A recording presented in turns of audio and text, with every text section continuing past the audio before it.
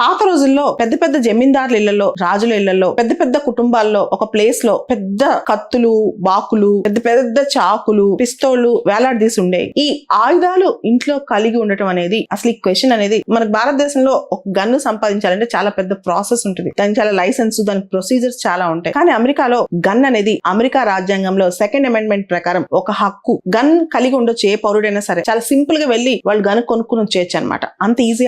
అక్కడ hand guns నుంచి పెద్ద అసాల్ట్ రైఫిల్స్ వరకు చాలా మందిలలో గన్స్ అనేవి ఉంటాయి అనమాట. ఆల్మోస్ట్ ఎవ్రీ థర్డ్ అడల్ట్, ప్రతి ముగ్గురులో ఒకరి దగ్గర గన్ ఉంటుందంట. చిన్న గన్ అయినా పెద్ద గన్ అయినా అది వేరే విషయం అనమాట. ఈ గన్ కల్చర్ అనేది అమెరికన్ కల్చర్ లో ఒక భాగం. అమెరికా యూత్ కల్చర్ లో అదొక హీరోయిజం అనమాట. అమెరికన్ పొలిటికల్ సర్కిల్స్ లో అది పెద్ద డిబేట్.